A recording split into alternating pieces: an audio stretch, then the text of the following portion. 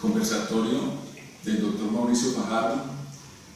catedrático en contratos y es magistrado del Consejo de Estado, y a su vez el doctor Jorge Beltrán, también profesor universitario y gran conocedor del derecho contractual. Doctor Mauricio, la charla de hoy va a versar sobre el tema del equilibrio contractual, y de acuerdo entonces a ese tema, voy a tomar la palabra y empezamos después el diálogo y el debate. Bueno, pues un saludo muy especial a la Contratación en Línea, a todos sus seguidores, y mi complacencia y mi gratitud por esta invitación, máxime en unión de dos expertos conocedores como los que más el tema de la contratación estatal, que de tanta importancia resulta para el país, para su desarrollo, y que hoy más que nunca creo está completamente en boga. A propósito del equilibrio económico de los contratos, figura absolutamente importante, de enormes alcances, alrededor de la cual se han dicho muchas cosas que seguramente son y otras que no son tanto características de las mismas. Yo estimo pertinente rescatar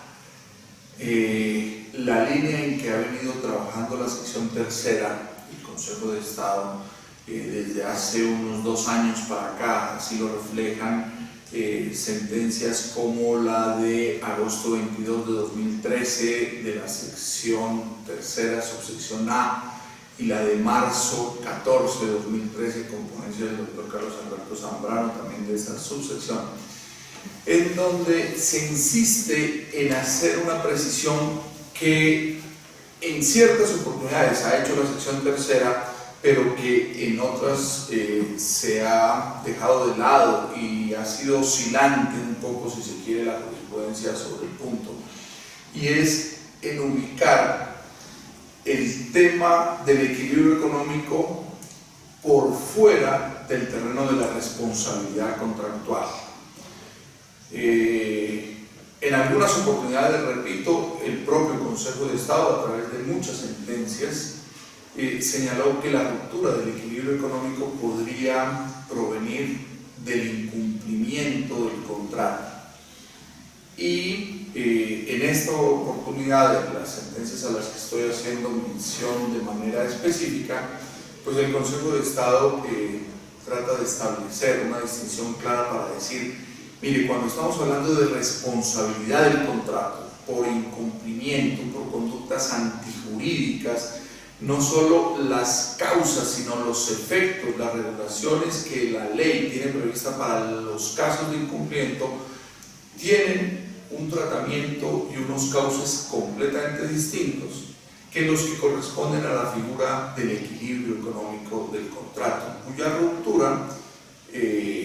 puede y debe provenir de causas distintas a la del incumplimiento del contrato. Sin embargo, conviene señalar, en eso también el propio Consejo de Estado lo pone de presente, que curiosamente esa confusión la genera la misma ley, porque cuando nos detenemos en la lectura del numeral octavo del artículo 4 de la ley 80, en donde se establecen como deberes de las entidades estatales la adopción de mecanismos encaminados a mantener las condiciones existentes al momento de celebrar el contrato, hace referencia a algunos mecanismos y termina señalando en forma mandatoria la obligación de incluir intereses moratorios como forma de recuperar el equilibrio económico. Y la verdad, yo entiendo, y así lo entendió la sala, que cuando estamos hablando de intereses moratorios es porque necesaria y obligatoriamente hay una mora, y si hay mora es porque hay incumplimiento. Y lo propio ocurre cuando nos vamos al numeral primero del artículo 5 de la misma ley 80, cuando se regulan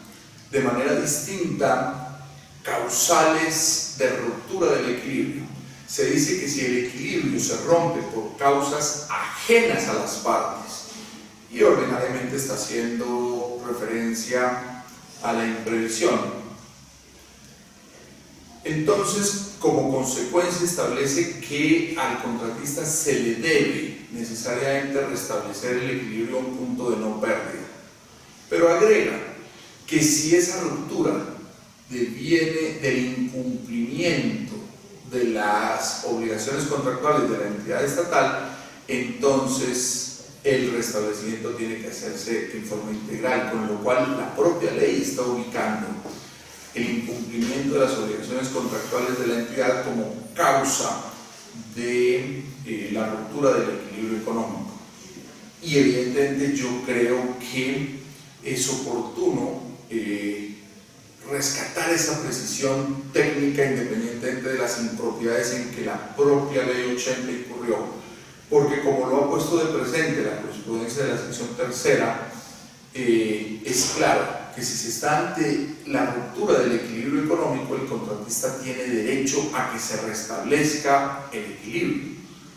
Pero si de lo que se trata es de estar enfrente del incumplimiento del contrato por parte de la entidad, en los términos del artículo 1546 del Código Civil, el contratista tiene derecho o a exigir el cumplimiento del contrato o a pedirle al juez que declare la resolución del contrato, y en ambos casos tiene derecho a pedir indemnización de perjuicios. Luego, no solo se trata de figuras con alcances distintos, con fuentes distintas, sino necesariamente con efectos distintos, tal como de manera muy rápida lo dejo señalar. Muy bien, doctor Mauricio. Precisando un poco en los conceptos, eso conllevaría a mirar el tema con una lógica distinta o como independiente a las demás que se han precisado anteriormente por la jurisprudencia, o como novedosa. ¿Y cuáles serían las consecuencias de mirarlo bajo esa visión, digamos, en la práctica ya? Pues desde el punto de vista práctico, eso también tiene algunos aspectos importantes que afortunadamente el Consejo de Estado, consciente de que esas impropiedades o esas confusiones no solo se encuentran en la propia ley, sino que al respecto ha sido vacilante, ha sido oscilante la propia jurisprudencia, pues decidió darle aplicación a los derechos fundamentales de acceso a la administración de justicia y al mandato constitucional de prevalencia del derecho sustancial. Pero si no se mira con esa perspectiva, lo cierto es que en un momento determinado podría perfectamente verse frustrada la pretensión de una demanda que se formule con el propósito de que se restablezca el equilibrio económico como tantas suelen formularse,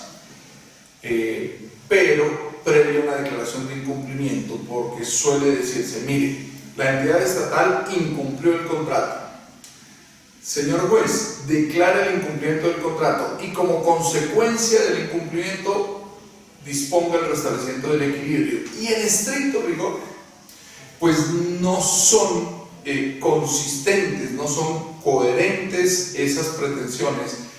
porque, repito, si estamos en un terreno de incumplimiento, las consecuencias nos llevan fácilmente por el camino de poder pedir, en virtud de las normas del Código Civil aplicables en este punto a los contratos estatales, de pedir o el cumplimiento del contrato más indemnización de perjuicios, o pedir la resolución del contrato también con indemnización de perjuicios. No parecería lógico, a menos que se mire como una especie de desistimiento del contratista a pedir la indemnización de perjuicios en la primera opción, no parecería lógico que ante un caso de incumplimiento que supone una conducta antijurídica de la entidad que ha inobservado sus responsabilidades contractuales, que ha inobservado sus compromisos obligacionales, que nos tengamos que ir por el lado del restablecimiento del equilibrio con las dificultades que comporta la interpretación de qué es llevar al contratista a punto de no pérdida o hablar de una reparación integral, porque si bien en ese punto, en un momento determinado, en unas muy debatidas tesis que fueron objeto de mucha controversia en la academia y lo siguen siendo, el Consejo de Estado optó por entender que el punto de no pérdida equivale a que el contratista no pierda absolutamente nada, y en ese sentido debería llevárselo a la misma situación inicial que planteaba la ecuación del contrato. Pues no sobran razones a quienes consideran que esa es una interpretación que puede o debe ser reexaminada, puesto que el punto de no pérdida no siempre se identifica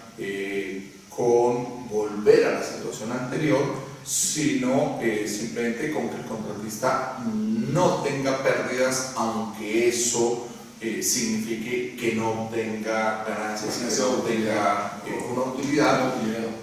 que en cualquier caso también forma parte de las razones lógicas que llevan al contratista a colaborar con la administración. Al fin y al cabo, el contratista